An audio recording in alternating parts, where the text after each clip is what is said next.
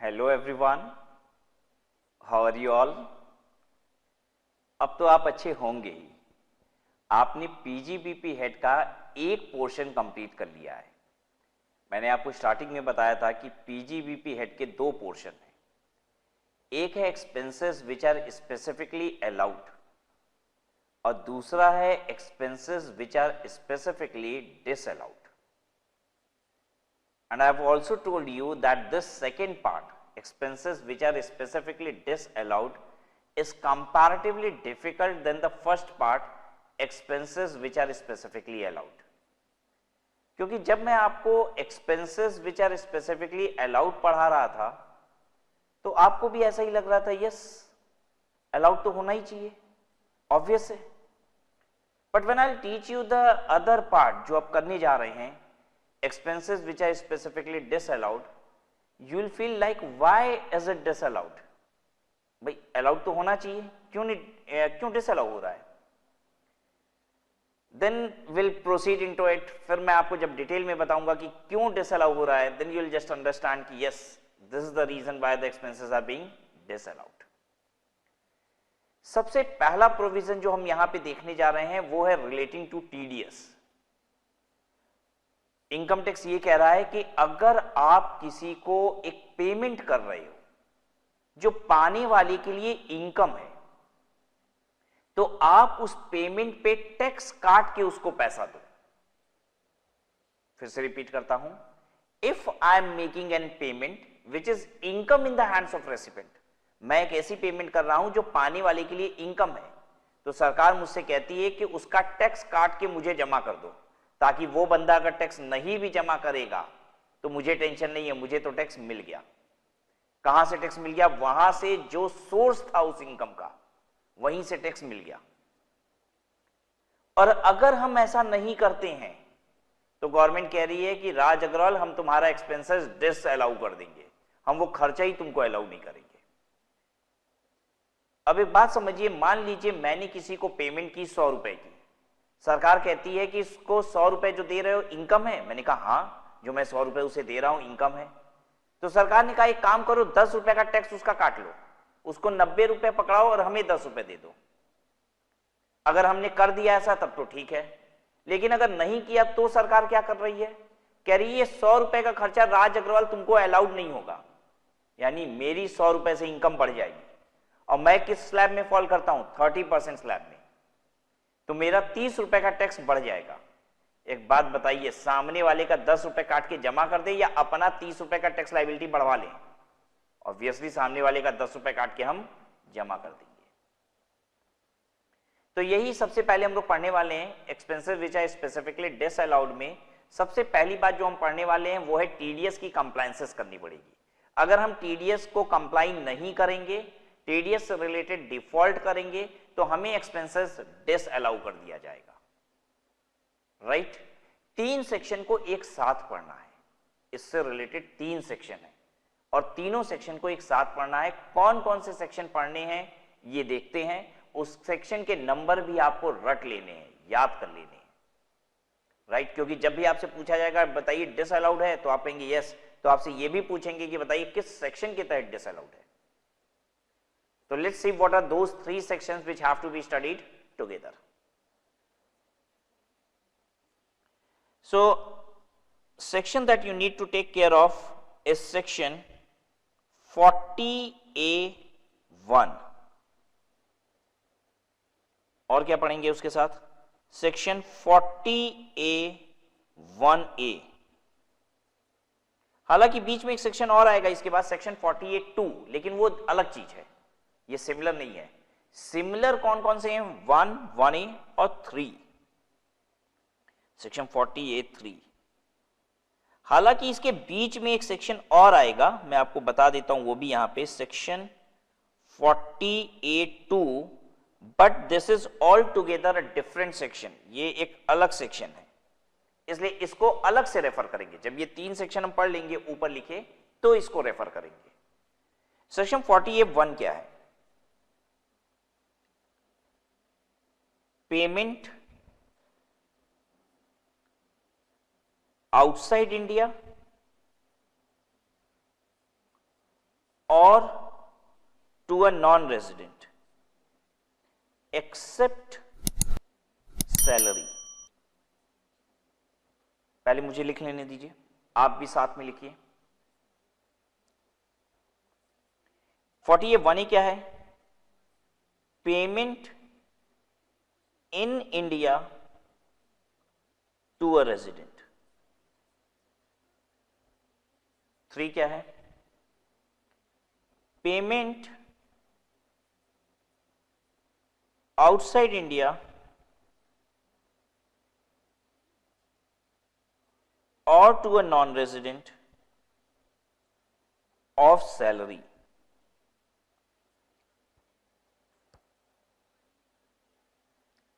अब आइए ध्यान देना शुरू करते हैं, क्या बोल रहा है ये। सेक्शन 48(1) में कवर होती है सभी पेमेंट जो पाने वाले के लिए इनकम है लेकिन अदर देन सैलरी। रिपीट करूं अपनी बात, सेक्शन 48(1) में कवर होता है सभी पेमेंट अदर देन सैलरी जो पाने वाले के लिए इनकम है। एक बात बताइए, जब भी हम किसी को पेमेंट देते हैं तो क्या वो पाने वाले के लिए हमेशा इनकम होती है? नहीं। मान लीजिए हम एक जीन्स की दुकान पे जाते हैं और जीन्स खरीदते हैं 2000 रुपए की, तो क्या पाने वाले के लिए 2000 रुपए इनकम है? नहीं। अरे उस 2000 में हो सकता है वो 100 रुपए या 200 रुपए कमाया होगा, यही ना होगा, पूरा 2000 रुपए इनकम थोड़ी ना है। लेकिन एक बात बताइए, किसी को मैंने 20,000 रुपए की सैलरी दी तो क्या 20,000 रुपए पूरा इनकम है उसका? हाँ, पूरा इनकम है। एक बात बताइए, मैंने किसी को 10,000 रुपए किराया दिया, क्या 10,000 रुपए पूरा इनकम है? हाँ, पूरा इनकम है 10,000 रुपया। अगर मैंने किसी को 10,000 रुपए का ब्याज दिया, इंटरेस्ट, क्या 10,000 रुपए पूरी इनकम है? हाँ, पूरी इनकम है। मैंने किसी को रॉयल्टी दी 10,000 रुपए की, क्या पूरी इनकम है? हाँ। ध्यान दीजिए, हम ऐसे पेमेंट्स की बात कर रहे हैं which is income in the hands of recipient, right. अगर हम किसी को सेल रेवेन्यू दे रहे हैं तो obviously that is not income. जब हम किसी से कोई माल खरीदते हैं, पैसा देते हैं, तो ऑब्वियसली जितना पैसा देते हैं वो इनकम नहीं होती। तो जब हम इनकम नहीं दे रहे होते तो टीडीएस नहीं काटना होता है। टीडीएस कब काटना होता है? जब हम किसी को इनकम दे रहे हैं, राइट। तो पेमेंट कौन सी होनी चाहिए 40A1A में? कोई भी 40A1 में कोई भी पेमेंट जो पाने वाले के लिए इनकम है, राइट, जिस पे टीडीएस कटता है। किस पे टीडीएस कटता है? वो पेमेंट जो पाने वाले के लिए इनकम होती है उसी पे तो टीडीएस कटता है। तो 40A1 में हर वो पेमेंट को इंक्लूड किया गया है जो पाने वाले के लिए इनकम है, लेकिन सैलरी को नहीं। सैलरी को इंक्लूड नहीं कर रहे हैं तो सैलरी के लिए अलग से प्रोविजन है, उसका एक अलग से सेक्शन है। देखिए कौन सा? 48(3), ये रहा 48(3), यहां पे सैलरी है। और ये क्या था? Accept salary. अच्छा, पेमेंट किसको करनी है? पेमेंट आउटसाइड इंडिया हो रही हो या फिर टू अ नॉन रेजिडेंट हो रही हो। ध्यान दीजिए, पहले मैंने लिखा पेमेंट आउटसाइड इंडिया हो रही हो। जब मैं ये बोल रहा हूं पेमेंट आउटसाइड इंडिया हो रही है तो किसको? किसी को भी, चाहे रेजिडेंट को हो रही हो चाहे नॉन रेजिडेंट को हो रही हो। फिर हमने बोला कि टू अ नॉन रेजिडेंट, तो नॉन रेजिडेंट का मतलब क्या हुआ? अरे चाहे वो इंडिया में हो चाहे वो आउटसाइड इंडिया हो।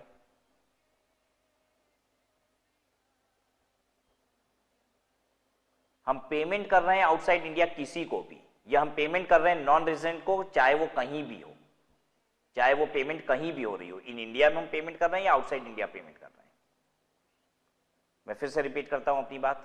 If I am making a payment to a non resident or I am making a payment outside India, if I am making a payment to a non-resident, whether the payment is being made in India or not is immaterial.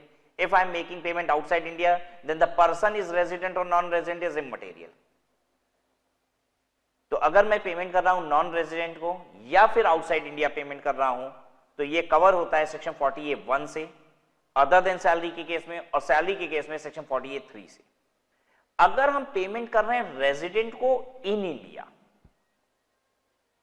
Resident को वो भी in India, तो चाहे कोई भी payment हो including salary, it is covered by section 48(1)(a). Clear है सबको?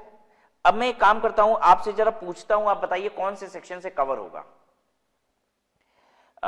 Just tell me the section, ठीक है। I am telling you the payment, मैं आपको पेमेंट बताऊंगा और आप मुझे सेक्शन बताएंगे। स्टार्ट करें गेम को। चलिए बताइए, मैं पेमेंट कर रहा हूं नॉन रेजिडेंट को आउटसाइड इंडिया रेंट का, नॉन रेजिडेंट को, वो भी आउटसाइड इंडिया किराए की पेमेंट कर रहे हैं, कौन से सेक्शन से कवर होगा? नॉन रेजिडेंट या फिर आउटसाइड इंडिया पेमेंट होती है, ठीक है, अदर देन सैलरी अगर हो रही है तो सेक्शन 40A(1) से कवर होगा ना? बताइए, हम रेजिडेंट को पेमेंट कर रहे हैं आउटसाइड इंडिया, रेजिडेंट को पेमेंट कर रहे हैं आउटसाइड इंडिया किराए का, अब तो भी सेक्शन 40A(1) से कवर होगा। 40A(1) क्या कहता है? आउटसाइड इंडिया या फिर non resident. Outside India payment हो रहा है ना, आउटसाइड इंडिया या फिर नॉन रेजिडेंट है। ध्यान दीजिएगा, यहां पे और वर्ड है,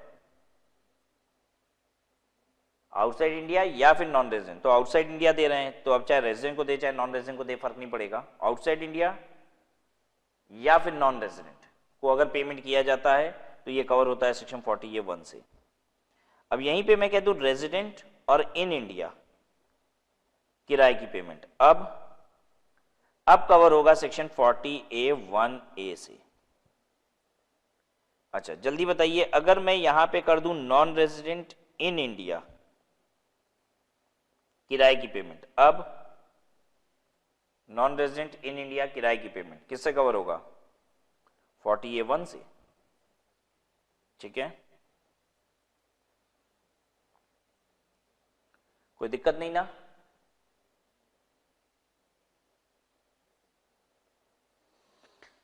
अच्छा एक बात बताइए, हम पेमेंट कर रहे हैं रेजिडेंट इन इंडिया सैलरी की,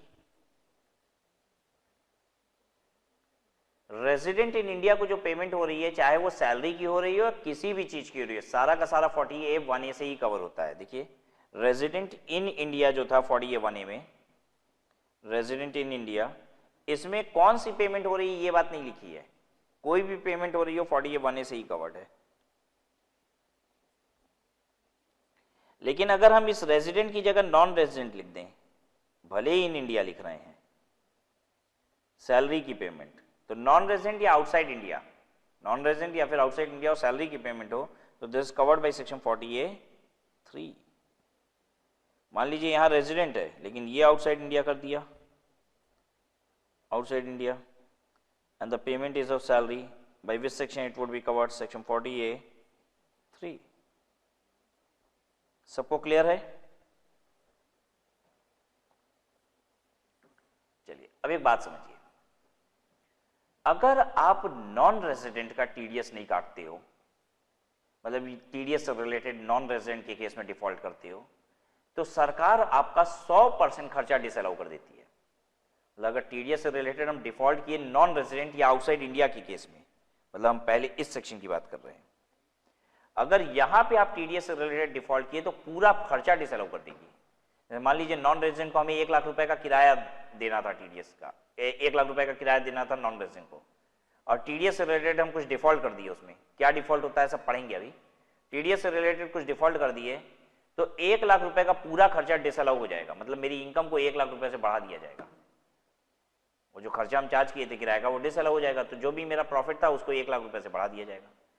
लेकिन अगर हम रेजिडेंट के केस में कोई नॉन कंप्लायंस कर देते हैं, रेजिडेंट के केस में कोई डिफॉल्ट कर देते हैं टीडीएस का, यानी हम इसकी बात कर रहे हैं, तो फिर सिर्फ 30% खर्चा डिसअलाउ होता है। मान लीजिए 1 लाख रुपए का किराया था, टीडीएस का कुछ डिफॉल्ट हो गया मुझसे, तो 1 लाख रुपए मेरी इनकम में नहीं जोड़ा जाएगा, सिर्फ 30,000 रुपए जोड़ा जाएगा। 30% डिसअलाउ होता है,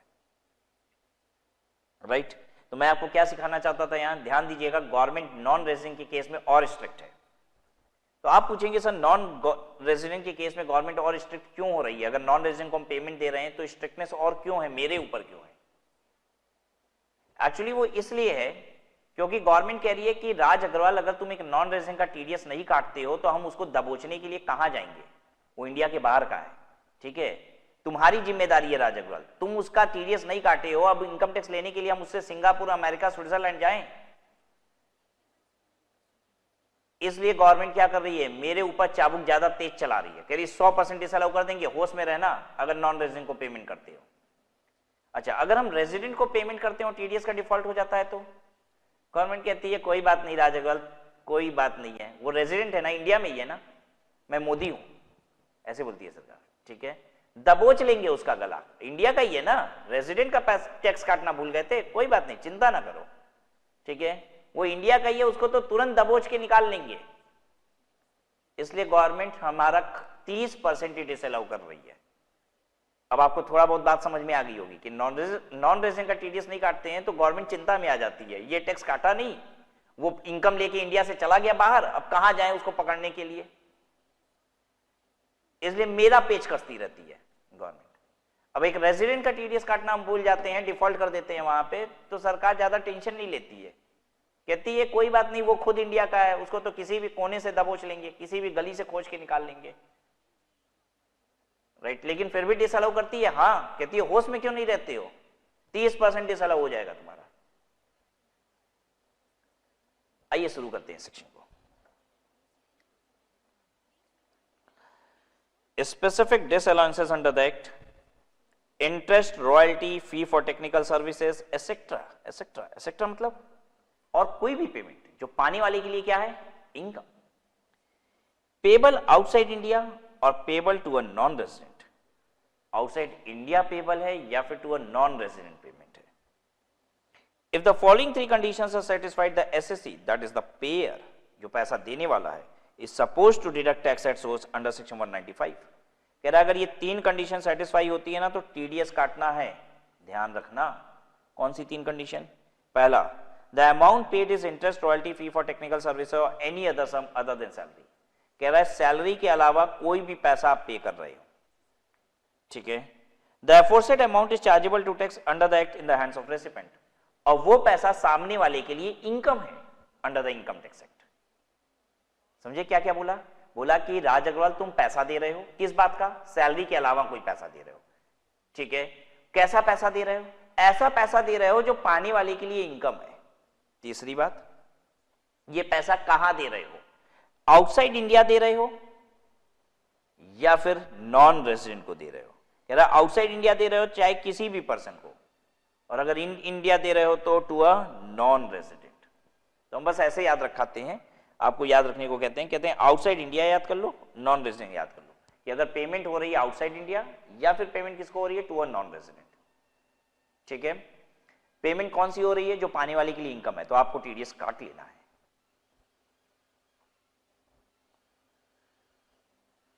If the above 3 conditions are satisfied, the SSC, the payer is supposed to deduct the tax at source and deposit the same with the government within the time limit specified by section 200 subsection 1.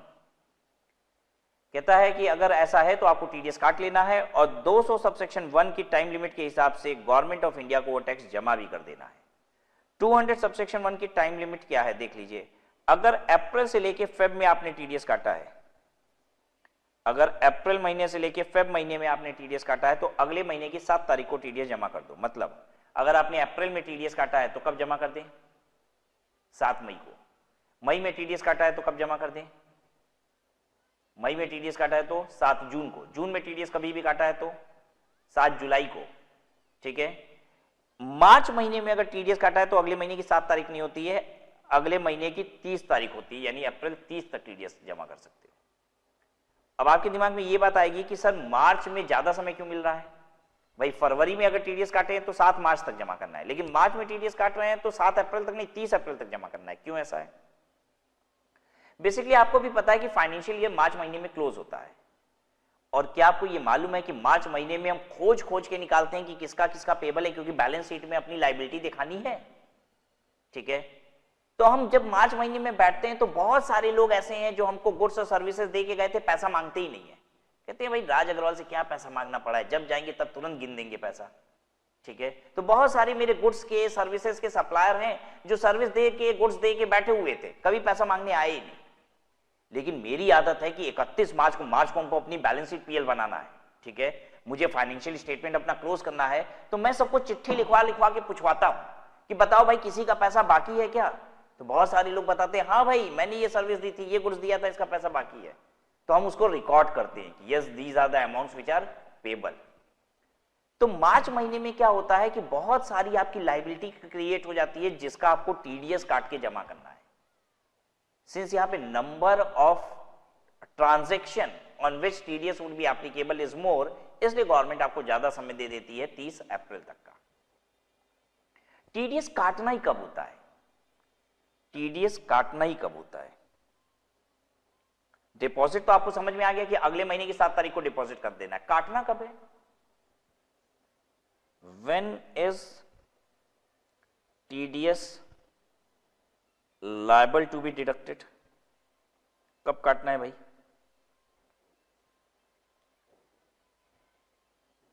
तो लिखिए कब काटना होता है। Due or payment whichever is earlier, due or payment whichever is earlier. Due or payment में से जो पहले हो गया टीडीएस काट लेना है। क्या मतलब है इसका? हम किराए का खर्चा हर महीने की आखिरी तारीख को ड्यू कराते हैं और पे करते हैं अगले महीने की 5 तारीख को। कैसे करते हैं किराया ड्यू? कब करते हैं किराया ड्यू? हर महीने की आखिरी तारीख को। ठीक है, जैसे अगर मान लीजिए अगस्त का किराया होगा तो हम ड्यू कराएंगे 31 तारीख को, 31/8 मान लीजिए 31/8/2020, अगस्त 2020 की बात है। इस दिन मैंने टीडीएस, इस दिन मैं रेंट को ड्यू कराता हूं, तो एंट्री क्या करता हूं? Rent account debit to rent payable 50,000 रुपया, being rent payable for the month of August 2020। फिर पे कब करते हैं? अगले महीने की 7 तारीख को, तो 7/9/2020 को हम एंट्री करेंगे rent payable debit to bank होगा 50,000 रुपया। अब टीडीएस किस दिन काटना है? क्या बोलती है गवर्नमेंट? कहती है ड्यू करा रहे हो या पेमेंट कर रहे हो जो पहले हो गया। ड्यू पहले हुआ है तो यहीं पे टीडीएस काट लेना है। मान लेते हैं टीडीएस का रेट 10% है, मान लीजिए आप। ठीक है, तो rent account debit to rent payable to यहां पे आ जाना चाहिए था TDS payable, to TDS payable. Rent तो 50,000 का खर्चा है, लेकिन रेंट पे हम 50,000 नहीं करेंगे, 45,000 करेंगे और 5,000 रुपया सरकार को देंगे। टीडीएस पेबल है तो 7 तारीख को रेंट पेबल जो आपका पे होगा वो 45,000 ही होगा। ये समझ में आ रही है बात? और अगले महीने की 7 तारीख को टीडीएस भी जमा करने की डेट है। ठीक है, तो 7/9/20 को ही आप पे कर दीजिएगा, टीडीएस भी एंट्री कीजिएगा, TDS payable debit to bank. 7 तारीख के पहले पहले करना है, कभी भी कर लीजिए, 5,000 रुपया। समझ में आया सबको कि टीडीएस कब काटा जाता है? Due or payment whichever is earlier. अब मान लीजिए ड्यू तो होगा 31 तारीख को, जो मेरा लैंडलॉर्ड है वो बोलने लग गया कि इस बार किराया थोड़ा जल्दी दे देंगे क्या? तो मैंने कहा कि ठीक है भाई ले लीजिए। मैंने 10 दिन पहले ही किराया दे दिया, इस बार 20 अगस्त को ही दे दिया। तो 20 अगस्त को भले हम उसको किराया दे देंगे, टीडीएस काटेंगे कब? 31 अगस्त को? बोलिए नहीं, क्योंकि अब यहां पे ड्यू बाद में हो रहा है, पेमेंट पहले हो गया। तो जब पेमेंट करेंगे तभी टीडीएस काट लेंगे। दिखाऊं एंट्री? आप देखेंगे, मानेंगे थोड़ी ना। 20/8/20 को मैंने रेंट पे कर दिया। ठीक है, और ड्यू कब होगा? 31/8/20 को। बताइए, पे कर देंगे रेंट तो एंट्री क्या करेंगे? Advance rent debit to bank, यही होता है। और 31 तारीख को हम एंट्री क्या करेंगे? रेंट अकाउंट डेबिट, और टू क्या कर देंगे? Advance rent. भाई ये एडजस्ट हो गया, जो एडवांस रेंट मैंने दिया था। अब rent account debit to rent payable नहीं होगा, एडवांस रेंट से एडजस्ट हो जाएगा, पहले ही पे कर चुके हैं ना। तो ड्यू कब हो रहा है?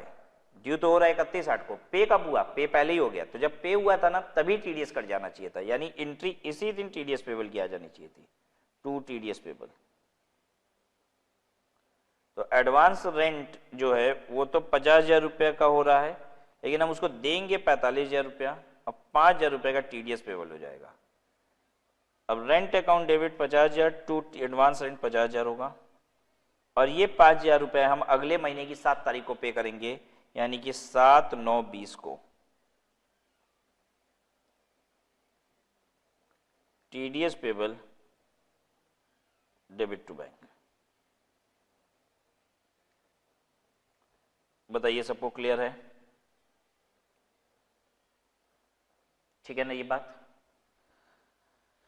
तो टीडीएस कटता कब है? Due of payment whichever is earlier, और जमा कब होता है? अगले महीने की 7 तारीख को।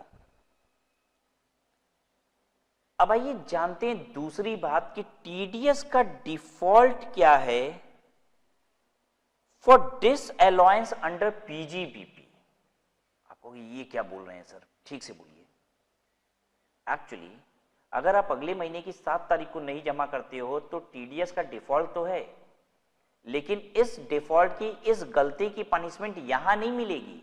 इस गलती की पनिशमेंट टीडीएस आपको अलग से देगा। अगर आप टीडीएस की गलती करते हो, तो पनिशमेंट 2 जगह मिलती है। एक तो टीडीएस खुद देगा आपको उस गलती की पनिशमेंट, दूसरा पीजीबीपी भी देगा। पीजीबीपी ये कहता है कि भैया तुमने टीडीएस पे अगर कोई डिफॉल्ट किया तो हम खर्चा डिसअलाउ कर देंगे। मैं फिर से रिपीट करता हूं, ध्यान दीजिएगा। अगर अभी आपने पढ़ा ना कि अगले महीने की 7 तारीख को टीडीएस जमा कर देना है, ठीक है, टीडीएस काटना कब है? Due or payment whichever is earlier पे काटना है। तो अगर आपने नहीं काटा, आपने नहीं पे किया, तो टीडीएस की नॉन कंप्लायंस की टीडीएस भी सजा देगा। टीडीएस आपसे ब्याज व्याज वसूलेगा। इसके प्रोविजन अलग हैं, आखिरी चैप्टर में पढ़ेंगे हम, बहुत अंत में कोर्स के पढ़ेंगे। अभी हम पीजीबीपी पढ़ रहे हैं। पीजीबीपी में भी कुछ डिफॉल्ट्स हैं टीडीएस से रिलेटेड, जिन डिफॉल्ट्स की सजा के रूप में आपको क्या मिलता है कि आपका खर्चा डिसअलाउ हो जाता है। तो आइए पीजीबीपी के लिए क्या डिफॉल्ट है ये जानते हैं। पीजीबीपी के लिए डिफॉल्ट क्या है सुनिए। टीडीएस डिफॉल्ट में भी broadly grouped into the following categories. 2 default हो सकता है। पहला default, TDS is deductible at source. TDS आपको काटना था but the SSC has not deducted it, लेकिन आपने नहीं काटा on the date it was supposed to be deducted. जिस दिन आपको टीडीएस काटना था उस दिन आपने टीडीएस नहीं काटा। जिस दिन आपको टीडीएस काटना था उस दिन आपने टीडीएस नहीं काटा, तो कहता है डिफॉल्ट हो गया। डिफॉल्ट कर दिया, अब आप गलती कर दी, अब सजा मिलेगी पीजीबीपी में। क्या सजा होती है पीजीबीपी में? जो खर्चा जिसका टीडीएस आपने नहीं काटा है ना, वो खर्चा डिसअलाउ हो जाएगा। दूसरा डिफॉल्ट क्या है?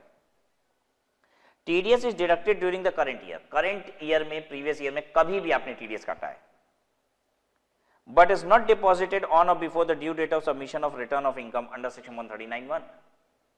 लेकिन रिटर्न जमा करने की पहले पहले आपने उस टीडीएस को जमा नहीं किया। देखिए क्या कहता है, कहता है डिफॉल्ट नंबर 2 क्या है कि प्रीवियस ईयर 20-21 में आपने टीडीएस काटा है, कभी भी काटा है, तो इसकी रिटर्न फाइलिंग की डेट क्या होती है? आरओआई की डेट क्या होगी 139(1) के हिसाब से? या तो होगी 31 जुलाई 2021 या फिर होगी 30/9/2021। ऑडिट वाले केस में 30/9 होगी और बिना ऑडिट वाले केस में 31 जुलाई होगी। ठीक है, एक बार के लिए मान लेते हैं बिना ऑडिट वाला केस है। बिना ऑडिट वाला केस है तो इसको हटा देते हैं, ये ड्यू डेट है। तो कहता है पूरे 20-21 महीने में, 20-21 साल में कभी भी आपने टीडीएस काटा और जमा इस डेट तक नहीं किया, यानी अप्रैल 2020 का टीडीएस, अप्रैल 2020 का टीडीएस अगर आपने मान लीजिए अगले महीने की 7 तारीख नहीं, अगले साल की 7 तारीख को जमा कर रहे हो, 7 मई 2021 को जमा कर रहे हो, इस दिन डिपॉजिट हो रहा है, क्या डिफॉल्ट हुआ है? पीजीबीपी के लिए डिफॉल्ट हुआ है? आंसर इज नो, डिफॉल्ट नहीं हुआ है, क्योंकि जमा करने के लिए कह रहा है पूरे प्रीवियस ईयर में कभी भी टीडीएस काटे हो तो रिटर्न के पहले पहले जमा कर दो। Due date of filing return जो है ना, उसके पहले पहले जमा कर दो तो डिफॉल्ट नहीं है। डिफॉल्ट कब है? अगर आपने due date of filing return तक भी जमा नहीं किया। काटने के लिए क्या बोल रहा था? कह रहा था जिस दिन टीडीएस काटना है उस दिन अगर आपने नहीं काटा तो डिफॉल्ट हो गया, लेकिन पे करने के लिए इतना रिजिड नहीं है। कह रहा है कि अगर आपने पे रिटर्न जमा करने तक भी कर दिया ना तो भी चलेगा। समझ में आ रही है सबको बात?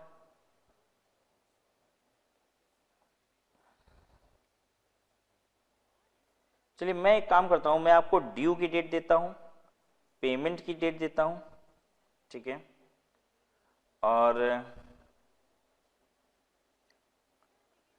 Date of deduction of TDS देता हूं और date of deposit of TDS देता हूं। आप बताना कोई डिफॉल्ट हुआ है क्या, और डिफॉल्ट हुआ है तो कौन सा हुआ है। डिफॉल्ट नंबर 1 क्या है, जिस दिन टीडीएस काटा था उस दिन टीडीएस नहीं काटा। डिफॉल्ट नंबर 2 क्या है कि आपने रिटर्न जमा करने के पहले पहले, रिटर्न की जो ड्यू डेट है उसके पहले पहले टीडीएस जमा नहीं किया। मान लीजिए ड्यू हुआ है एक पेमेंट 30/8/20 को, इसकी पेमेंट हुई है 12/9/20 को, ठीक है। Date of deduction of TDS, आपने टीडीएस काटा है, आपने टीडीएस काटा है 12/9/20 को और जमा किया है 7/10/20 को। कोई डिफॉल्ट है क्या, कोई डिफॉल्ट है क्या?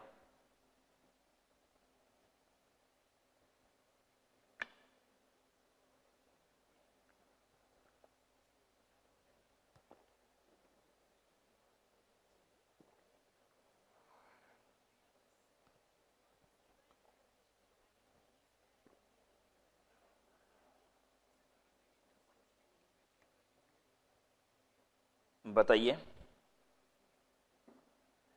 चलिए आइए हम लोग देखते हैं पहला डिफॉल्ट कैसे चेक किया जाता है। टीडीएस जिस दिन कटना था उसी दिन कटा कि नहीं। टीडीएस कब कटना चाहिए, due of payment whichever is earlier, जल्दी बोलिए। टीडीएस कब कटना चाहिए, due of payment whichever is earlier. Due कब हुआ है 30/8 और पेमेंट कब हो रहा है 12/9, अर्लियर क्या है 30/8, इस दिन टीडीएस कटना चाहिए था। कटा कब है 12/9/20 को, लेट कट गया, डिफॉल्ट नंबर 1 हो गया, डिफॉल्ट नंबर 1 हो गया, हो गया, पाप हो गया। आइए दूसरा क्वेश्चन करते हैं। 30/8/20 को ड्यू था, पेमेंट था 12/9/20 को, आपने टीडीएस डिडक्ट कर लिया 30/8/20 को और पे कर दिया है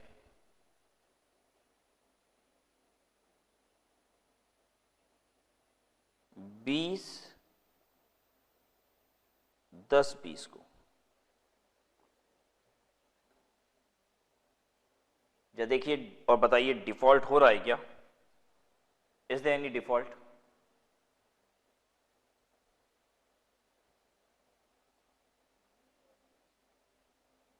बताइए।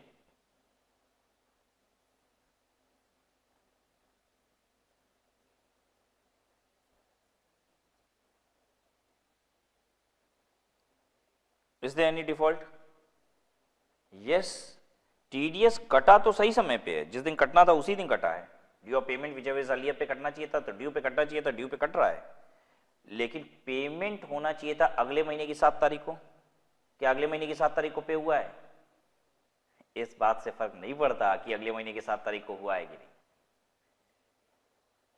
पता है पेमेंट का डिफॉल्ट कब होता है? देखिए अगले महीने की 7 तारीख को पे नहीं होगा ना तो टीडीएस ब्याज वाज लेगा अपना। जो टीडीएस का कानून है वो एक अलग विषय है। पीजीबीपी में डिफॉल्ट क्या है? पीजीबीपी में डिफॉल्ट नंबर 1 होता है जिस दिन कटना चाहिए था उस दिन कटा कि नहीं, जिस दिन कटना चाहिए था उस दिन नहीं कटा तो ये डिफॉल्ट है। और पेमेंट के लिए आपको समय मिल जाता है due date of filing return तक। तो ध्यान दीजिएगा ये प्रीवियस ईयर 2021 की बात हो रही है। टीडीएस प्रीवियस ईयर 2021 में कटा है तो 2021 की रिटर्न की डेट है 31 जुलाई 2021। 31 जुलाई 2021 तक जमा हो सकता था, तो कोई टेंशन की बात नहीं है, उससे पहले ही जमा हुआ है। 31 जुलाई 2021 तक हो सकता था, ये तो 2020 में हो गया। There is no default. आया मजा? कोई गलती नहीं है। बताइए टीडीएस काटना था 30/8/20 को, 12,920 को हमने पेमेंट कर दी, हम टीडीएस काटे ही नहीं है।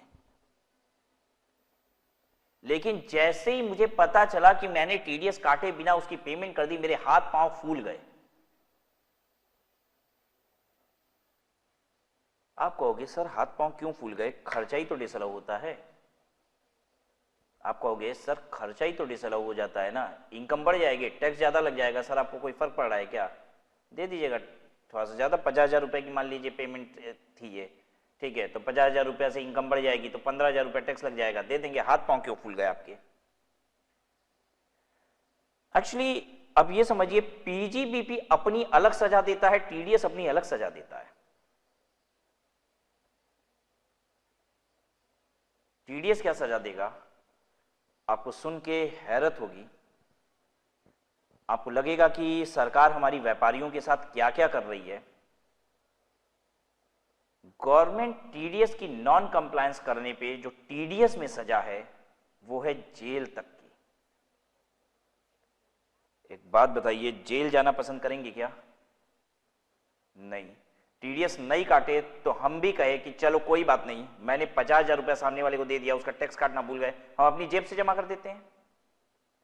देखिए हमने क्या किया, 12/9 को मैंने पार्टी की पेमेंट कर दी, टीडीएस काटना भूल गए थे, लेकिन 13/9 को हम अपनी जेब से सरकार को जमा कर दिए। टीडीएस नहीं काटे हैं लेकिन सरकार को दे दिए। एक बात बताइए, ये सारी पेमेंट किसको हो रही है? भूलिएगा नहीं, ये हम लोग सेक्शन 41 पढ़ रहे हैं, payment is being made to a non resident या फिर outside India other than salary, other than salary. The payment is being made to a non resident या फिर outside India. Just tell me now, क्या यहां पे default हो गया है? क्या सरकार मुझे सजा देगी? अरे हम काटना भूल गए थे लेकिन सरकार तुमको टैक्स मिला ना, हमने अपनी जेब से दे दिया है, क्या सजा मुझे अभी भी मिलेगी पीजीबीपी में? यस, डिफॉल्ट नंबर 1 हो गया है। गवर्नमेंट कह रही है टीडीएस काटना था, तुमने काटा कहां? गवर्नमेंट कह रही है भिखारी थोड़ी ना है, पैसा ले लेती है वो एक अलग विषय है, लेकिन कहती है भिखारी थोड़ी ना है कि पैसे मुंह पे मार दिए तो तुम्हारी सजा माफ हो जाएगी। गलती की होगी नहीं, टीडीएस काटना था, काटे नहीं हो। तो आप कहोगे सर टीडीएस काटना था, ठीक है, अभी भी अगर डिफॉल्ट हो ही गया है तो आपने जमा क्यों कर दिया? एक बात सही है भाई कि अगर अभी भी सरकार कह रही है डिफॉल्ट हो गया है तो फिर जमा क्यों किए? नहीं करते फिर जमा, तो ये तो एग्जांपल गलत है सर आपका, क्यों जमा किए आप? तो आइए आपको बताते हैं। देखिए डिफॉल्ट 1 जो हो रहा है वो पीजीबीपी का हो रहा है, उससे खर्चा डिसअलाउ होगा, खर्चा डिसअलाउ होने से इनकम बढ़ेगी, टैक्स ज्यादा लगेगा, टैक्स ज्यादा हम देने को तैयार है भाई, जेल नहीं जाना है इसलिए दिए हैं। दिए पैसा क्यों है? जेल नहीं जाना है इसलिए। Did you understand this? मैं फिर से रिपीट करता हूं, टीडीएस की जो सजा होती है वो बस आपका कॉन्सेप्ट क्लैरिटी के लिए बात कर रहा था। देखिए उस पर फोकस नहीं करना है, फोकस अभी पीजीबीपी पे करना है। और पीजीबीपी ये कहता है कि टीडीएस जिस दिन कटना चाहिए था उस दिन कटना जरूरी है, और पे होने के लिए हम आपको समय देते हैं रिटर्न फाइलिंग तक का। क्लियर है सबको? आइए आगे पढ़ते हैं।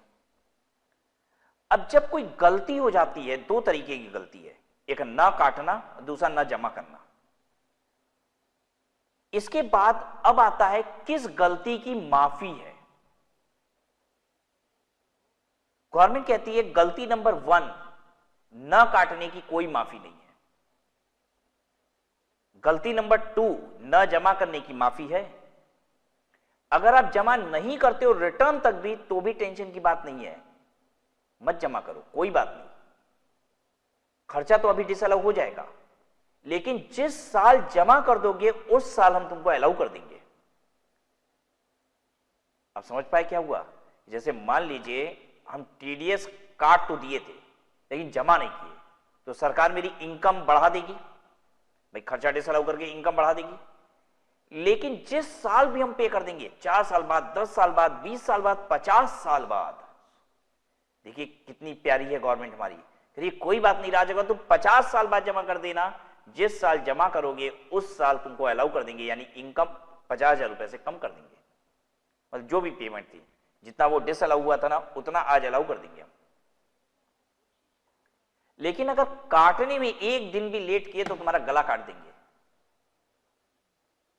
आ रही है बात समझ में? अब आप एक बात समझिए, आप कहोगे सर ये क्या मजाक हो रहा है, हम काट के सरकार का पैसा, हम मतलब सामने वाले का पैसा काट लिए और सरकार को नहीं दे रहे हैं, सरकार को खुन्नस नहीं हो रही है हमसे? भाई टैक्स के नाम का पैसा काटे हैं तो ये तो गवर्नमेंट का पैसा होता है ना, काट के अपने पास रखे हैं, गवर्नमेंट को कोई खुन्नस नहीं है, और हम काटना भूल गए तो गवर्नमेंट ने गला दबाने को उतारू है। ये हो क्या रहा है, ये कानून ऐसा क्यों बना है? आइए इस बात को समझिए, जब आप किसी नॉन रेजिडेंट का टीडीएस काटते नहीं हो तो गवर्नमेंट को तभी गुस्सा आता है, कहती है वो इंडिया के बाहर वाले बंदे का तुम टीडीएस नहीं काटे।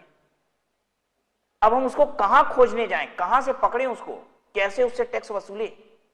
वो इनकम कमाया, कमा के निकल गया, तुम उसका टैक्स क्यों नहीं काटे?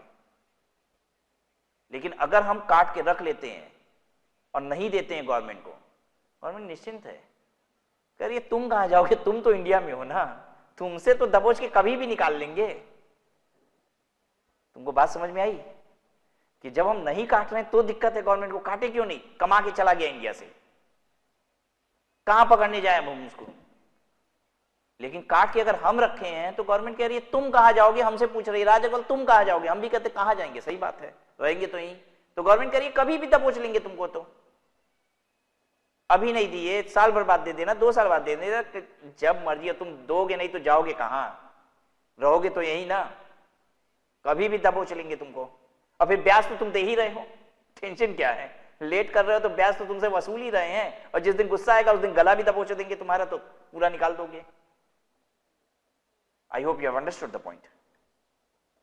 तो देखिए consequences if the tax is deposited subsequently, अगर आप टैक्स लेट में जमा करोगे तो क्या होगा? सरकार कहेगी कोई बात नहीं, जब जमा कर दोगे तब अलाउ कर देंगे। If the above expenditure is not allowed in the current year, deduction will be available while computing the business income of the subsequent previous year, in which such tax will be paid. जिस साल पे करोगे उसी साल allow कर देंगे। That is on the year in which tax deducted by the SSA will be paid to the government. कितनी प्यारी सरकार। आओ समझाते हैं तुम्हें। ये हम लोग नॉन रेजिडेंट या फिर आउटसाइड इंडिया की बात कर रहे थे, ठीक है ना? जो भी एग्जाम्पल लिखेंगे उसमें सेक्शन जरूर लिख लीजिएगा, सेक्शन 41 की बात हो रही थी यहाँ। अब मैं आपको एक एग्जाम्पल लूंगा, ठीक है?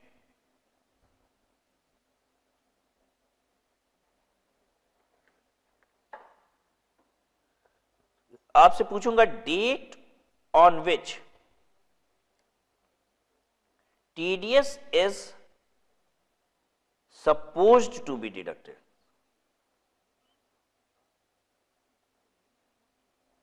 मतलब समझे इसका? टीडीएस कब कटना चाहिए था, date on which TDS is deducted, किस दिन कटा ये बताएंगे, ठीक है? ठीक है, और फिर बताएंगे date on which TDS is deposited.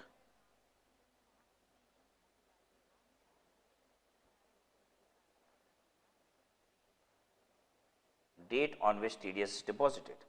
और इसके बेसिस पे आप बताओगे previous year in which expense is allowed. किस प्रीवियस ईयर में खर्चा अलाउ होगा?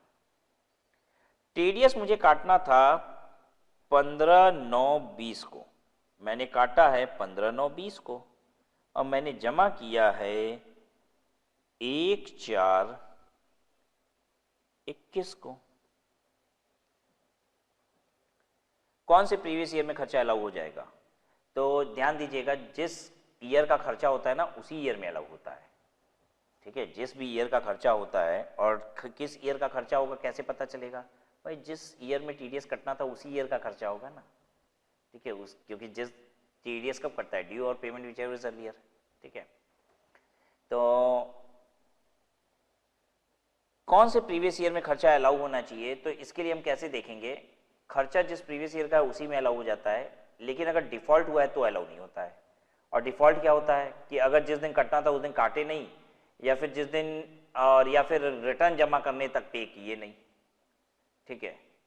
पेमेंट में तो एक अच्छी बात यह है कि पेमेंट अगर लेट से करोगे तो जिस ईयर में करोगे उस साल अलाउ हो जाएगा। तो आइए हम लोग देखते हैं क्या कोई डिफॉल्ट हुआ है। पहले हम लोग चेक करते हैं क्या कोई डिफॉल्ट हुआ है। एक बीच में कॉलम बनाते हैं डिफॉल्ट का भी। कोई डिफॉल्ट अगर हुआ है तो यहां पे लिखेंगे हम लोग जिस दिन कटना था उस दिन कटा। हाँ। क्या पेमेंट रिटर्न के पहले पहले हो गया? हाँ। प्रीवियस ईयर 20-21 की रिटर्न कब तक फाइल हो जानी चाहिए? 31 जुलाई 2021, उसके पहले पहले जमा हो गया, देयर इज नो डिफॉल्ट। तो कब अलाउ होगा? Previous year 20-21। आया मजा? चलिए 15/9 due date of filing return हम आपको बता दें क्या? यहां पे ड्यू डेट ऑफ ROI रख लीजिए 31/7/21, इसके हिसाब से सॉल्व कीजिएगा। 15/9/20 को TDS काटना था, 15/9/20 को TDS काटे और 1/12/21 को जमा किए। TDS सही समय पे काटे हो? हाँ। जमा सही समय पे किए हो? नहीं, रिटर्न के पहले करना था, 31 जुलाई 2021 तक। गलत हो गया, डिफॉल्ट नंबर 2 हो गया। डिफॉल्ट नंबर 1 की तो कोई माफी नहीं होती है। डिफॉल्ट नंबर 1 में डिस अलाउड फॉरएवर हो जाता है। डिस अलाउ हो गया, खेल खत्म। याद रखेंगे, default number 1 disallowed forever. Default number 2 में क्या होता है? डिस अलाउ तो हो जाएगा 20-21 में, लेकिन जब पे किए तब अलाउ हो जाएगा। पे किस प्रीवियस ईयर में कर रहे हो? 21-22 में। 21-22 में अलाउ हो जाएगा। अच्छा, आप कहोगे सर यहां पे भी तो हम 21-22 में ही जमा किए हैं, तो 20-21 में कैसे अलाउ हो गया? बोलना भी मत बेशर्मो, यहां डिफॉल्ट ही नहीं हुआ था ना। अगर डिफॉल्ट होता तब देखते ना किस ईयर में पे किए हो, उस ईयर में अलाउ होगा। डिफॉल्ट हुआ ही कहां? तो फिर जिस साल का खर्चा था उसी में अलाउ हो गया। रिटर्न के पहले पहले जमा कर दिए ना, तो जिस साल का खर्चा था उस साल में अलाउ हो गया। बताइए 15/9/20 को TDS काटना था, मैंने 16/9/20 को TDS काट दिया और 17/9/20 को जमा भी कर दिया सरकार को। मेरे जैसा इंसान मिलेगा आपको? 15 को काटना था, 16 को काट के 17 को गवर्नमेंट को जमा भी कर दिए। इतनी जल्दी रहती है हमको सरकार का पैसा देने की। अब वैसे सच पूछिए तो मेरा नेचर भी ऐसा ही है, मैं आपको बता दूं। गजब का टाइमली डिपॉजिट होता है मेरा टैक्सेस वगैरह। कभी भी आखिरी दिन तक का भी ड्यू डेट से भी पहले पहले डिपॉजिट हो जाता है। ड्यू डेट के बाद का तो गोली मारिए, ड्यू डेट भी गोली मारिए, ड्यू डेट के पहले पहले सरकार को जमा कर देते हैं। शांति रखो भाई। तुम चलिए जल्दी बताइए, कोई यहां कोई डिफॉल्ट हो गया क्या? हाँ हो गया। डिफॉल्ट नंबर 1 काटना था 15 तारीख को, 16 तारीख को काट रहे हो, 17 तारीख को जमा भी कर दिया सरकार को। अलाउ होगा? डिस अलाउड, कभी अलाउ नहीं होगा, ये डिस अलाउड है। देखे, काटना चाहिए था, काटे नहीं, खेल खत्म तुम्हारा। अच्छा बताइए 15/9/20 को TDS काटना था, 15/9/20 को आपने काटा लेकिन अभी जमा नहीं किया है। जमा नहीं किए भाई साहब, जमा नहीं किए तो डिफॉल्ट नंबर 2 हो गया है। ठीक है, अभी तो डिस अलाउ हो जाएगा, अभी तो डिस अलाउड है, लेकिन पेमेंट जब भी करोगे तो अलाउड हो जाएगा। अलाउड ऑन पेमेंट होगा, अलाउड व्हेन पेड। आया समझ में सबको? जैसे ये वाला केस था, इसमें भी तो यही हुआ कि रिटर्न के पहले तक नहीं जमा किया था, तो जब किया तो अलाउ कर दिए हम लोग।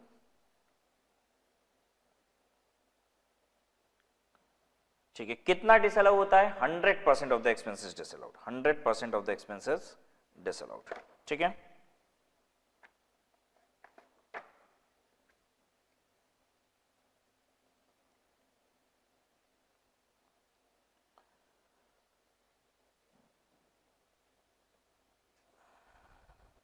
First proviso to section 200 subsection 1 ये थोड़ी देर बाद पढ़ाएंगे। अभी हम लोग आगे वाले सेक्शन पे आए। 40A1 हो गया, 40A1A अब पढ़ेंगे। अब 40A1A पढ़ेंगे।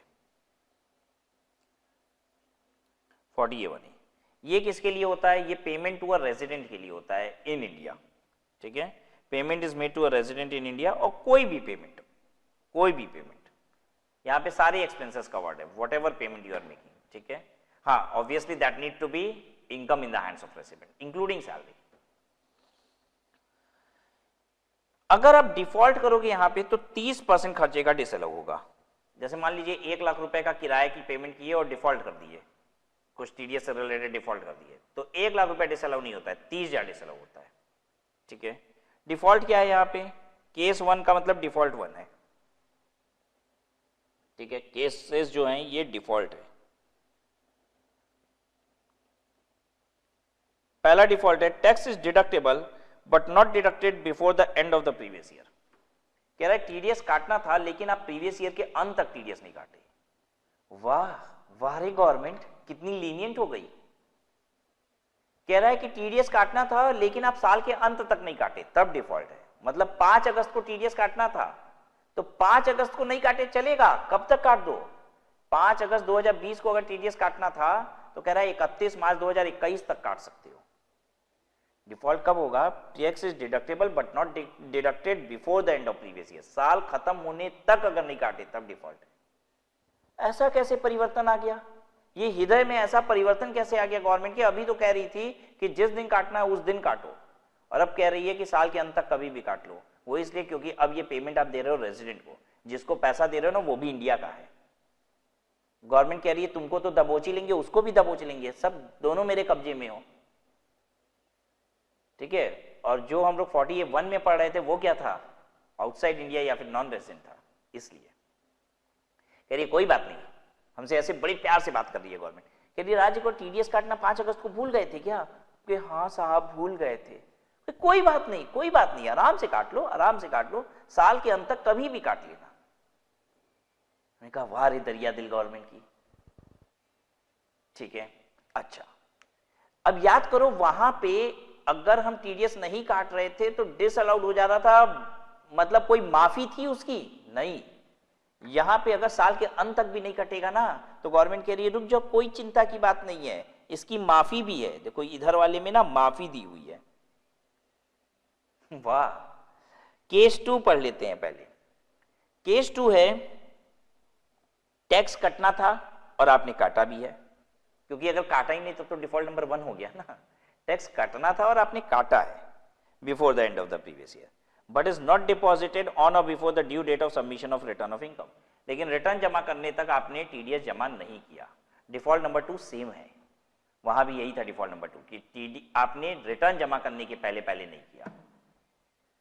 और डिफॉल्ट नंबर 1 वहां था कि आपने जिस दिन काटा उस दिन जमा नहीं किया, और यहां पे डिफॉल्ट नंबर 1 क्या है कि आपने साल के अंत तक नहीं काटा।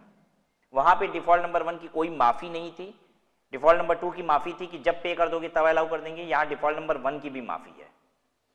गवर्नमेंट कह रही है tax is deducted in any subsequent year. अगर मान लो आप इस साल नहीं काटे अगले साल काटोगे तो कह रही है ठीक है काट लो, लेकिन काट के जमा भी कर दो। अगर आप काट लिए और काट के जमा कर दिए तो जिस साल काट के जमा करोगे ना उसी साल अलाउ कर देंगे। गवर्नमेंट कह रही है इस साल नहीं काटे कोई बात नहीं, अगले साल काट लेना। अभी तो हम डिसअलाउ कर देंगे 30%, लेकिन अगले साल जब तुम काट के जमा भी कर दोगे ना, देखिए अगले साल सिर्फ काट लोगे तो अलाउ नहीं करेंगे, देखो काट के फिर जमा भी करना पड़ेगा। If tax is deducted in any subsequent year, the expenditure will be deducted in the year in which TDS will be deposited by the SSC with the government. तो जब भी आप उसको डिपॉजिट कर देंगे तो हम आपको अलाउ कर देंगे। कितना अलाउ कर देंगे, 30% ऑफ द एक्सपेंडिचर। होश में रहिएगा, क्यों, क्योंकि डिस अलाउ भी कितना हुआ था, 30% तो हुआ था। अच्छा अगर काट के जमा नहीं किए हो तो डिफॉल्ट नंबर 2, तो गवर्नमेंट कह रही है जब जमा कर दोगे तब अलाउ कर देंगे। अरे भाई वो तो नॉन रेजिडेंट की केस में भी बोल रही थी कि जब जमा कर दोगे तब अलाउ कर देंगे, तो यहां भी वही बोल रही है जब जमा कर दोगे तब अलाउ कर देंगे। If the tax is deposited with the government after the due date of submission of return of income, the expenditure will be deductible in that year in which the tax will be deposited. कोई दिक्कत किसी को?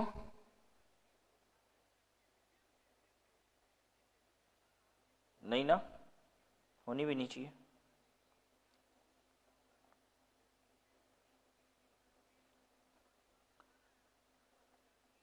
Date on which tax is supposed to be deducted, date on which tax नहीं लिखते हैं, TDS लिख दें क्या, एक ही बात है। Date on which TDS is deducted ठीक है, date on which TDS is deposited,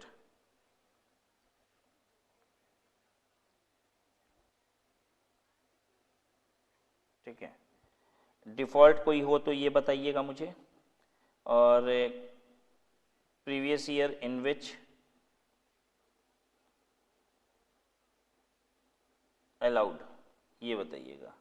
ठीक है, हम लोग ये बात करेंगे प्रीवियस ईयर 20-21 के हिसाब से, और ड्यू डेट ऑफ आरओआई हम लोग लेंगे 31/7/2021।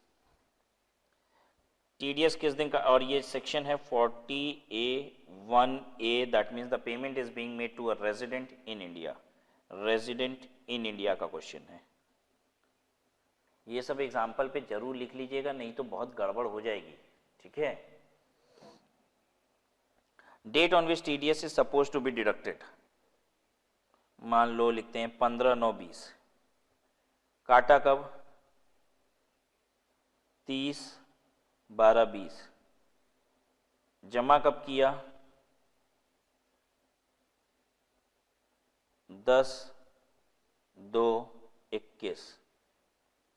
चलो देखो और बताओ कोई डिफॉल्ट है क्या। टेक योर टाइम, पूरे 1 मिनट देंगे।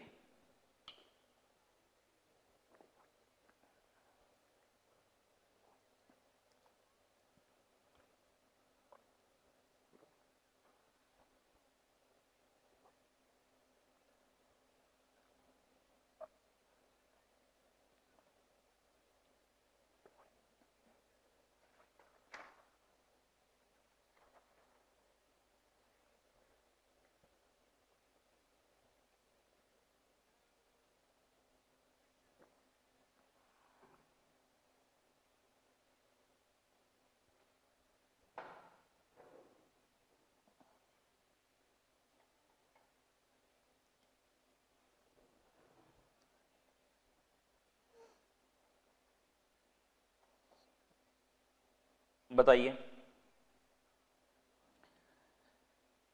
देखिए टीडीएस काटना कब था, साल के अंत तक कभी भी काट सकते हैं, तो साल के अंत तक काट दिए। हाँ, 15/9/20 का प्रीवियस ईयर 20-21 के अंत तक काट सकते हैं, 31 मार्च 2021 तक काट सकते हैं, उसके पहले ही काट दिए। जमा कब तक करना है, रिटर्न जमा करने तक, रिटर्न की डेट ये है, तो भाई उसके पहले ही कर दिए। कोई डिफॉल्ट है क्या, no, there is no default. तो किस प्रीवियस ईयर में अलाउ होगा, ये प्रीवियस ईयर 20-21 में ही अलाउ होगा।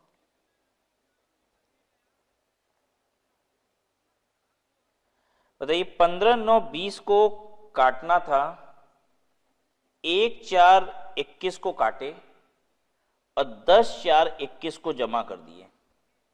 कोई डिफॉल्ट है क्या, ये सब सोच लीजिए, और किस प्रीवियस ईयर में अलाउ होगा ये बता दीजिए।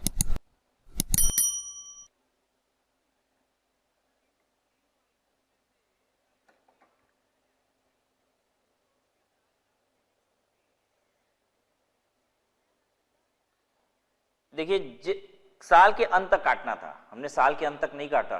देखिए गलती हो गई हमसे, साल के अंत तक नहीं काटा, 31 मार्च 2021 तक नहीं काटा, 1/4/21 को काटा है। डिफॉल्ट नंबर 1 हो गया। कोई माफी है इसकी, हाँ, सरकार कहती है जब काट के जमा कर दोगे ना, तो जिस प्रीवियस ईयर में जमा किए उसमें अलाउ कर देंगे। तो प्रीवियस ईयर कौन सा हो गया, ये जमा करने वाला 21-22, प्रीवियस ईयर 21-22 में हम आपको अलाउ कर देंगे। ठीक है, तो यानी प्रीवियस ईयर 21-22 में 30% अलाउ होगा। ठीक है, और हुआ क्या होगा, प्रीवियस ईयर 20-21 में ये 30% डिसअलाउ हुआ होगा, 30% डिसअलाउड हुआ होगा, और वही प्रीवियस ईयर 20-21 में अलाउ हो जाएगा। समझ में आया सबको, क्योंकि यहां डिसअलाउ भी तो 30% होता है ना, अगर डिफॉल्ट हुआ तो 30% डिसअलाउ होगा। जो नहीं ना पड़ रहा है दिमाग पे, अब इसी क्वेश्चन को थोड़ा सा चेंज करेंगे स्लाइटली। 15/9/20 को मान लीजिए टीडीएस कटना था, और आपने 31 मार्च 21 को काटा और 10/4/21 को जमा किया।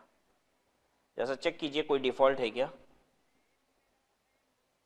एक दिन पहले बस डिपॉजिट कर रहे हो, देखिए अब कोई एक दिन पहले टीडीएस काट ले रहे हो, कोई डिफॉल्ट नहीं हो रहा है। अब क्योंकि साल के अंत तक टीडीएस कट गया और रिटर्न के पहले पहले टीडीएस जमा भी हो गया, कोई डिफॉल्ट है ही नहीं, पूरा खर्चा 20-21 में अलाउ हो जाएगा।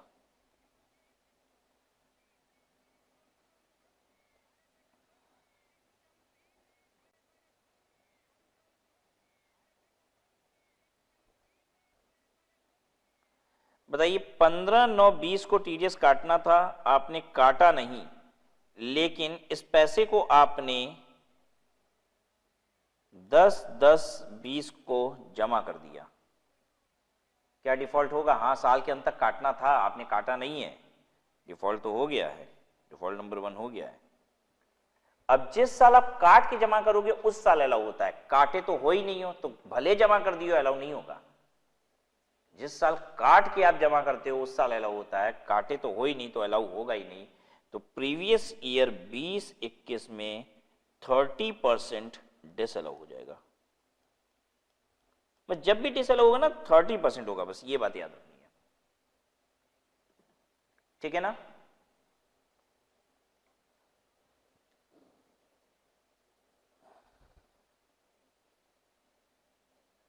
अच्छा अब बताइए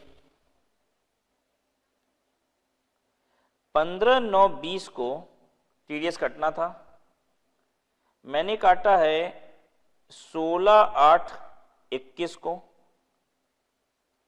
और जमा किया है 20/10/22 को।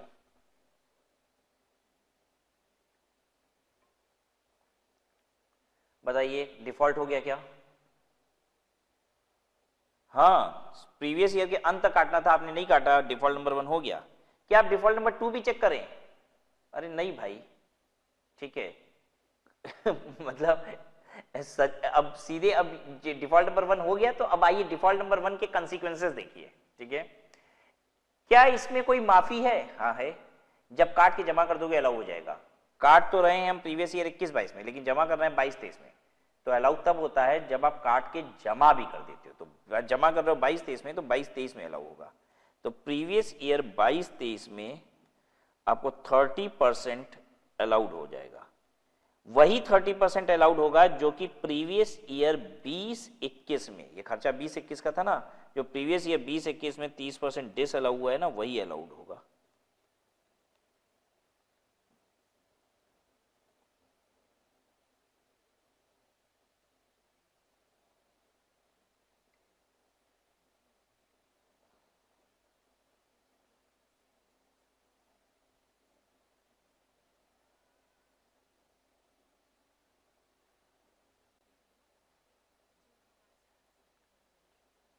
चलिए अब देखिए इसमें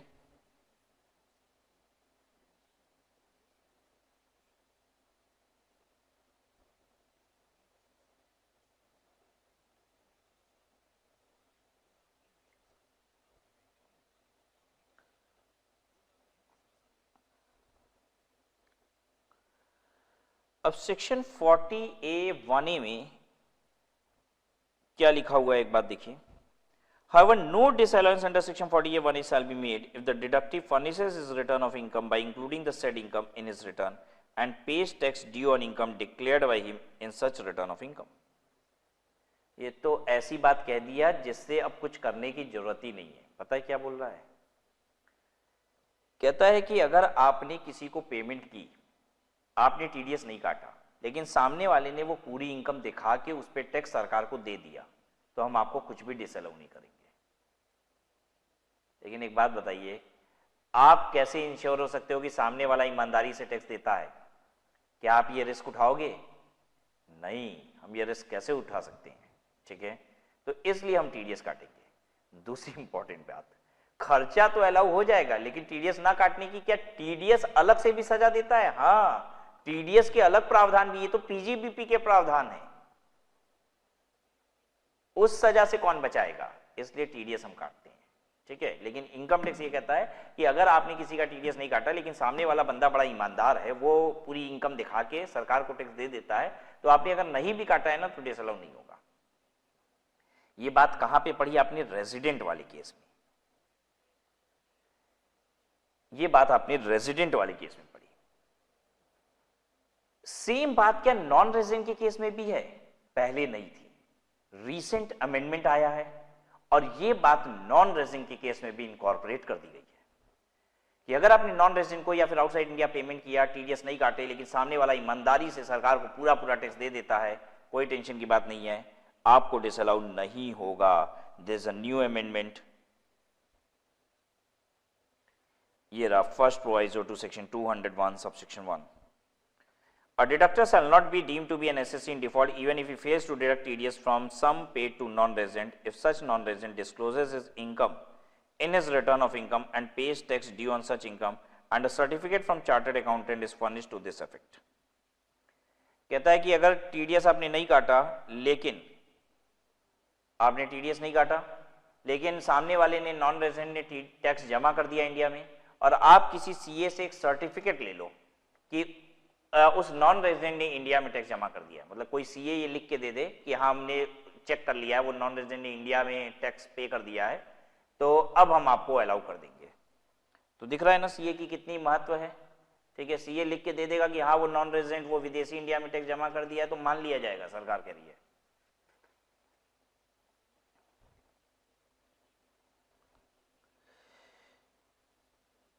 चलिए अब हम लोग को क्या देखना है इसके बाद, 40A1 हो गया, 40A1A हो गया। अब इसके बाद क्या देखना है, बीच में 40A2 आएगा, लेकिन हमने कहा था ये बाद में देखेंगे, पहले हम लोग देखेंगे 40A3। ये क्या है, पेमेंट टू नॉन रेजिडेंट और outside India of salary, payment to non resident outside India of salary. Section 40A3 is applicable if the following condition is satisfied: the payment is chargeable under the head salaries in the hands of recipient। Recipient के हाथ में वो payment salary की income है। Payment कहाँ हो रही है, आउटसाइड इंडिया हो रही है या फिर नॉन रेजिडेंट को हो रही है। ठीक है, डिफॉल्ट क्या है, एक ही डिफॉल्ट है, ये पॉइंट नंबर 3 इज डिफॉल्ट, यही है डिफॉल्ट, बस एक ही डिफॉल्ट ही होता है। ठीक है, क्या डिफॉल्ट है, tax has not been paid to the government not deducted at source before the due date of filing return of income. ना तो तुम टीडीएस काटे ना जमा किए, कुछ भी नहीं किए, इतने निकम्मे हो तब जाके डिफॉल्ट है। मतलब निकम्मेपन की हद करोगे ना तब सरकार कह रही है तुम गलती की हो, थोड़ी बहुत गलती करोगे तो सरकार कह रही है ठीक है यार चलता है इतना, तो मेरे ही जैसे हो तुम भी। समझ में आया बात, फिर से सुनिए डिफॉल्ट क्या है, ना तो टीडीएस काटे ना तो जमा किए, वो भी रिटर्न फाइल करने तक। यानी अगर सिर्फ टीडीएस काट लिए जमा नहीं किए अलाउड है, हाँ। अच्छा काटना भूल गए जमा कर दिए अपनी जेब से, अलाउड है, हाँ। वो भी कब तक, रिटर्न जमा करने तक। सीधा मतलब ये है रिटर्न जमा करने तक, या तो टीडीएस काट लो या तो जमा कर लो, कुछ भी कर लो भाई साहब, अलाउड है खर्चा। अगर तुम काटना भी भूल गए जमा करना भी भूल गए, वो भी रिटर्न जमा करने तक, इतना समय दे रहे हैं, वहां तक कुछ नहीं किए हो तो हम डिसअलाउ कर देंगे। ठीक ही है, उचित ही है, इसमें तो कोई गलती नहीं है, हम भी नहीं कहेंगे कि इसमें कोई गलती है। ठीक है, टीडीएस किस दिन कटना चाहिए था, कह रहा है 31 जुलाई को। किस दिन काटे हो, 31 जुलाई को ही काटे हो, बहुत अच्छे इंसान हो तुम तो। ठीक है, और जमा कब कर रहे हो तुम टीडीएस, 10 नवंबर 20 को। अरे रिटर्न जमा करने तक कर लेते, इतनी क्या हड़बड़ी लगी थी भाई साहब, 20-21 में ये अलाउ हो जाएगा। ठीक है, देखो 31 मार्च को टीडीएस काटना था, काटे ही नहीं, काटे ही नहीं। अलाउ हो सकता है, हाँ हो सकता है, जमा कर दो रिटर्न के पहले पहले। देखो जमा कर दिए 12 अप्रैल 21 को, रिटर्न तो कब आती है, जुलाई तक आती है, जुलाई तक जमा हो सकती है, कर दिए ना जमा, अलाउ हो जाएगा 20-21 में। अब आप जानना चाहोगे कब नहीं अलाउ होगा, वो तब होगा जब कुछ नहीं कर रहे हो तुम, हद कर रहे हो बस सीधे। देखो टीडीएस काटना था इस तारीख को, काटे ही नहीं। ठीक है, जमा करना था, किए ही नहीं, मतलब ना तो काटे ना तो जमा किए, तो कह रहा है अब क्या, अब नहीं अलाउ होगा। अच्छा था ये सेक्शन 40A3, राइट। तो इस तरीके से हम लोग ने टीडीएस की नॉन कंप्लायंसेस और उसकी सजा सीख ली under the head PGBP. Now एक सेक्शन बीच में आता है जो टीडीएस से रिलेटेड नहीं है, सेक्शन 40A2, वो देखेंगे हम लोग। सेक्शन 40A2 इनकम टैक्स कहता है इनकम टैक्स डिसअलाउड है, क्योंकि इनकम टैक्स एक पर्सनल खर्चा होता है, ये बिजनेस का खर्चा नहीं होता, और बिजनेस में आपको सिर्फ और सिर्फ बिजनेस के खर्चे अलाउ होते हैं। इनकम टैक्स कैसा खर्चा है याद रखेंगे, इट्स अ पर्सनल एक्सपेंडिचर, ये पर्सनल खर्चा होता है। Any sum paid on account of income tax is not deductible. वैसे ही इनकम टैक्स कानून के तहत हम इनकम टैक्स में और भी बहुत कुछ देते हैं, जैसे इंटरेस्ट देते हैं, इनकम टैक्स में पेनाल्टीज देते हैं, क्या वो अलाउड है? वो भी अलाउड नहीं है। Similarly any interest, penalty, fine for non-payment or late payment of income tax is also not deductible. This rule is applicable whether income tax is payable in India or outside India. आप India में tax पे की हो या फिर India के बाहर tax पे की हो, दोनों ही केस के लिए ये लागू है। ये खर्चा अलाउड नहीं होगा, ये पर्सनल खर्चा है। लेकिन अगर आप इनकम टैक्स से रिलेटेड किसी को कोई प्रोफेशनल फी देते हो, जैसे आपने एक सीए को फीस दी, आपका इनकम टैक्स में केस चल रहा है और आपने एक सीए को फीस दी कि मेरा इनकम टैक्स का केस लड़ो, एक वकील से आपको फीस दी कि मेरा इनकम टैक्स का केस लड़ो, मेरी इनकम टैक्स की रिटर्न फाइल करो, मेरा ऑडिट करो, क्या ये खर्चा अलाउड होगा? हाँ। तो आप याद रखिएगा कि अगर इनकम टैक्स कानून के तहत कोई प्रोफेशनल फी देने की आवश्यकता पड़ जाए किसी प्रोफेशनल को, सीए को, एडवोकेट को, इन सबको, तो वो खर्चा अलाउड होता है। लेकिन इनकम टैक्स, पेनाल्टी, इंटरेस्ट, ये सब जो हम इनकम टैक्स डिपार्टमेंट को देते हैं, ये सब कुछ अलाउड नहीं होता है। ये पढ़ लीजिए, legal charges paid for filing of income tax return and income tax proceeding is allowed as deduction. Right. तो आपने आज एक कॉम्प्लिकेटेड टॉपिक को पढ़ा है।